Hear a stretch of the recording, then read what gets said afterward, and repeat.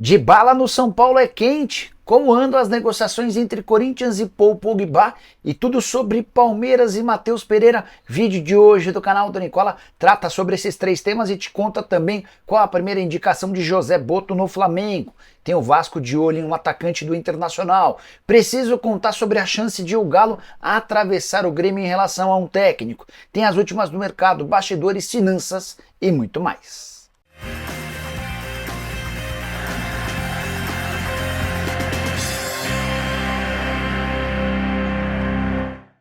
Fala aí pessoal, sou Jorge Nicola, bem-vindos a mais um vídeo do canal, sempre bom ter vocês por aqui e sem perder tempo, até porque tem muita informação, só pedir para deixar like, se inscrever no canal e ativar as notificações. Bora contar também que todo esse conteúdo é um oferecimento de 1xBet, a mais antiga parceira do canal do Nicola. Nessa sexta-feira vou com uma única dica, a vitória no intervalo e no fim do jogo do Arsenal contra o Ipswich Town. Cotação de R$1,50, tô colocando R$100 para voltar em R$150. Pode ver nessa que a chance de dar certo é boa. Para você participar, na 1xBet é simples, link no comentário fixo, clica, faz seu cadastro e vem se divertir comigo. Se você puder usar o código Nicola, melhor ainda, porque o pessoal sabe que você veio daqui. Para completar, é importante lembrar que você precisa ter pelo menos 18 anos de idade e jogar com responsabilidade. Combinado?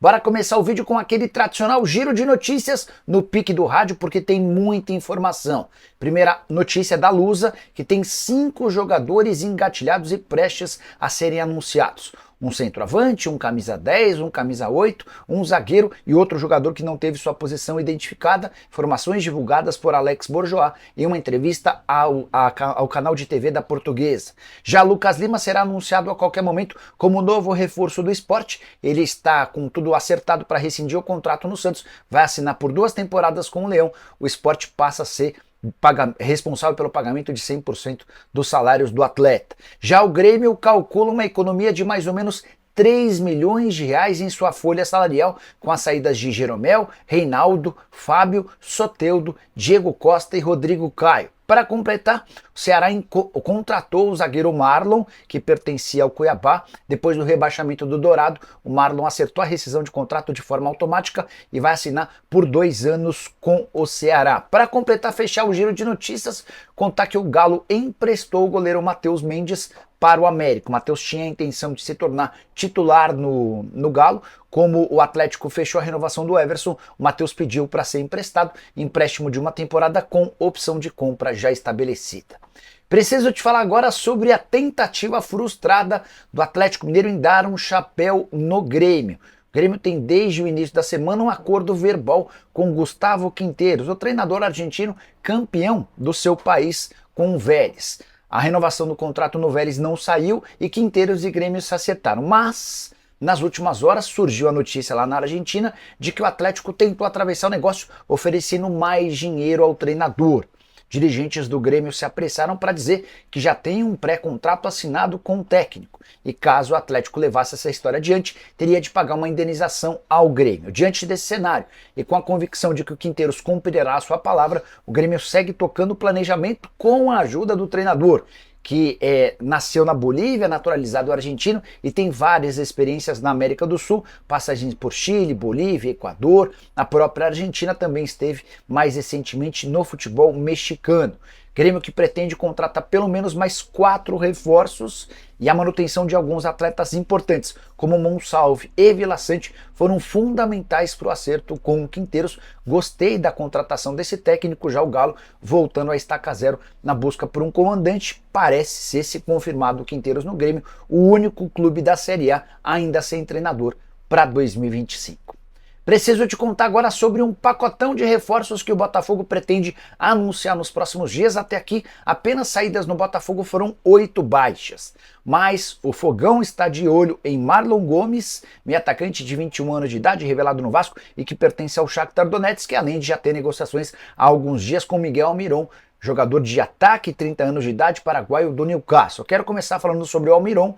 O Newcastle topa negociá-lo desde que a proposta gire na casa dos 10 milhões de euros. O Botafogo tem essa capacidade financeira, mas ainda tenta convencer o Almiron de que o negócio com o futebol brasileiro seria interessante. O Almiron dá preferência à continuidade no futebol europeu. Em relação a Marlon Gomes, atleta vendido no ano passado por 12 milhões de euros para o Shakhtar Donetsk, que ainda não conseguiu explodir no futebol ucraniano.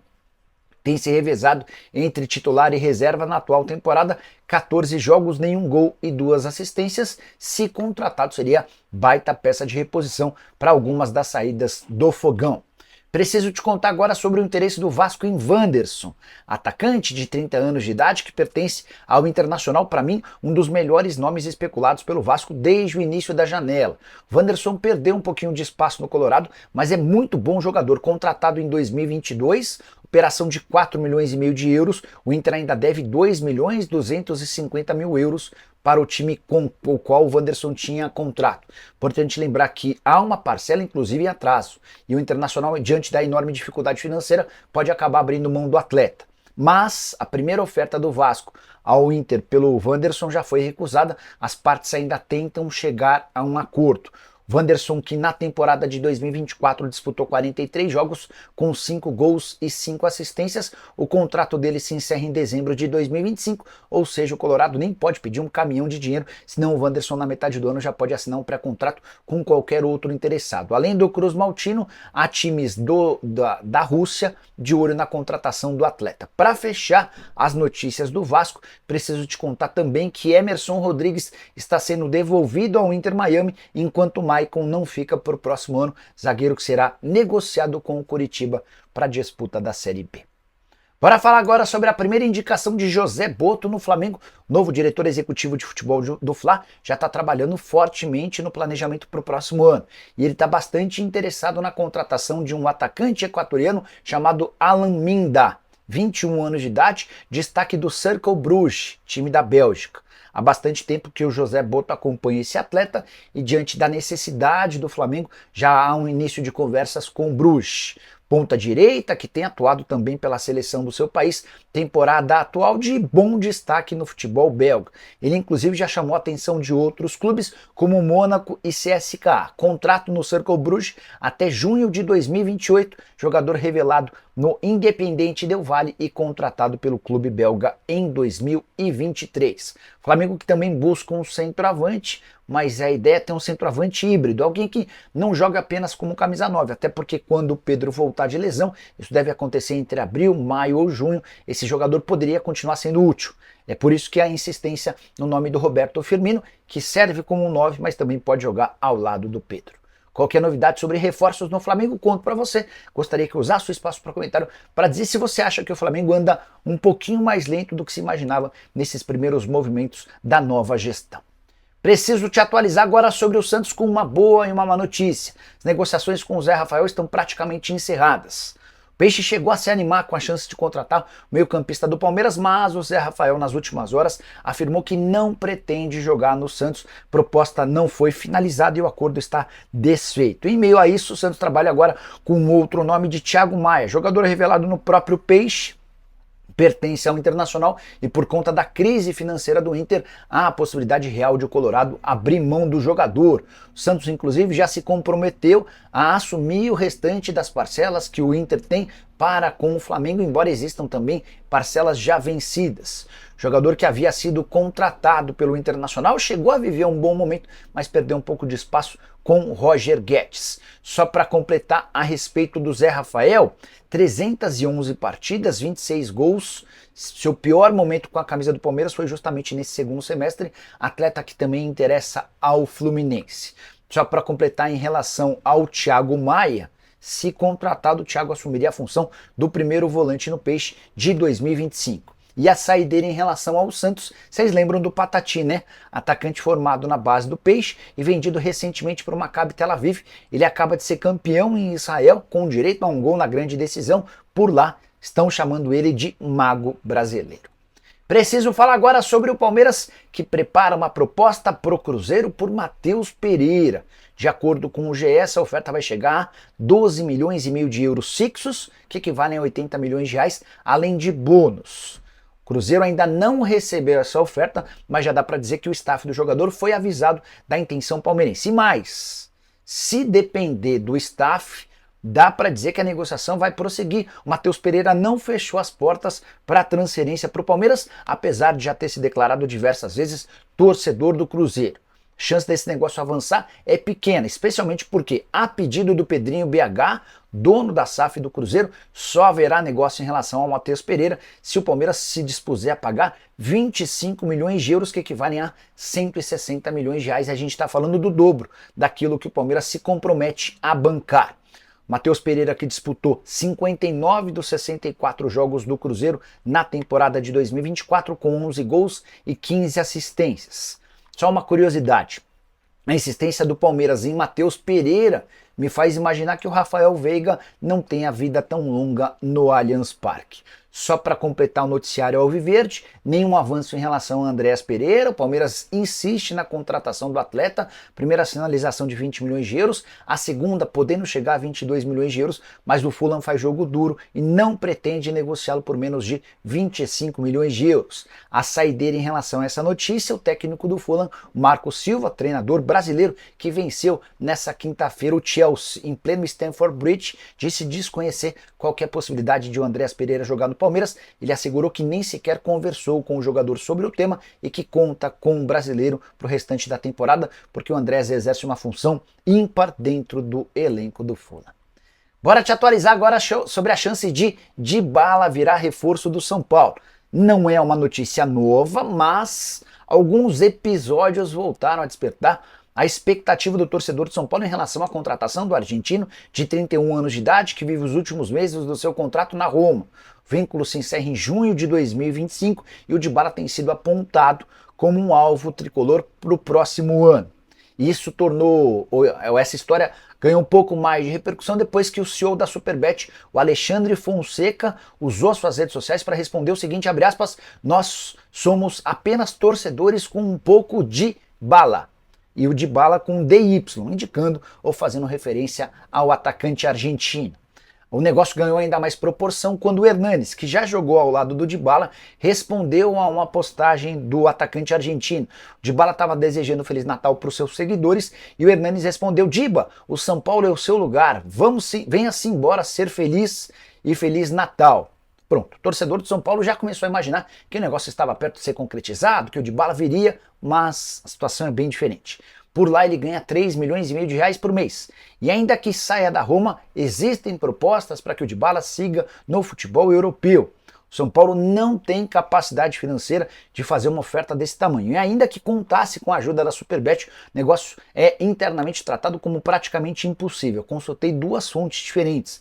Ambas asseguraram que em algum momento o nome do Dybala foi identificado como alvo interessante, mas não existem negociações e não há esperança do Júlio Casares e companhia em relação a esse acordo. O São Paulo dá essa possibilidade como inexistente. Ah, Nicola, mas a Superbet não pode ajudar? Importante contar que a patrocinadora Master do São Paulo já está bancando 13 milhões de reais por ano do salário do Oscar. Isso equivale a quase 40% daquilo que ele vai ganhar. Também por conta disso, o patrocínio da Superbet, que era de 52 milhões de reais por ano, acaba de pular para 65 milhões de reais anuais, tornando-se o quarto maior do futebol brasileiro. Dybala, que na atual temporada tem 19 jogos, 4 gols e 2 assistências, ele fez 2 gols no último jogo da Roma, a vitória por 5-0 contra o Parma. A última a respeito do São Paulo, o Boca Juniors sinalizou com uma oferta de 2 milhões e meio de dólares ou 17 milhões de reais por 50% dos direitos econômicos do Galo. A tendência é que esse negócio aconteça muito em breve, se o Galo assim o quiser. O São Paulo tem encontrado dificuldades em fechar um time exatamente porque o Galo tem recusado todas as ofertas. Bora fechar o vídeo para falar sobre o Corinthians com atualizações sobre Paul Pogba. Já contei para vocês que o Timão fez uma oferta ao meio-campista francês depois de conseguir próximo dos 4 milhões de reais por mês que ele havia pedido. A Esportes da Sorte se comprometeu a pagar metade dessa grana e um outro parceiro, que ainda não teve seu nome identificado, também se prontificou a ajudar com o restante. Mas o Corinthians não teve resposta do jogador. A verdade é que o Pogba está aguardando cenas dos próximos capítulos. Ele quer saber que tipo de ofertas ele pode ter do futebol europeu e em especial dos Estados Unidos. Apesar de ser francês, Pogba está encantado com a vida no Zewa. Só para vocês entenderem, por conta dessa suspensão por doping, que o impede de jogar até 11 de março do ano que vem, ele passou boa parte desse período nos Estados Unidos, assistindo a jogos de basquete, convivendo com novas amizades, e há uma impressão de pessoas próximas ao Pogba que ele vai dar preferência por algum clube da Major League Soccer. A impressão que eu tenho é de que o Pogba não imaginava que o Corinthians fosse tão rápido se comprometer e apresentar uma oferta oficial, até por isso o francês está enrolando o timão. Ele não tem uma posição definida e quer entender melhor os próximos passos do mercado antes de se acertar com qualquer clube. Lembrando, ele só pode voltar a jogar a partir de 11 de março, então há tempo para que ele tome essa decisão. Ramon Dias, o atual treinador do Corinthians, não morre de amores pela ideia da contratação do Pogba. Não vou dizer que ele é contrário, mas ele não é um entusiasta. Se você perguntar, por exemplo, para o argentino, ele vai dizer que prefere 1000 vezes a contratação do Luciano Acosta, jogador que foi recentemente sugerido e que pertencia ao FC Cincinnati, está livre no mercado, do que, por exemplo, o Pogba. E diante desse cenário, o Corinthians vai aguardar por uma posição do jogador até tomar a sua decisão. Você, corintiano, colocaria um prazo para essa resposta do Pogba? Acha que vale a pena insistir ou descartaria? Já usa o espaço para comentário para registrar sua opinião. Só não esquece de deixar like, de se inscrever no canal. A gente volta mais tarde com outro vídeo e também com a live. Tchau!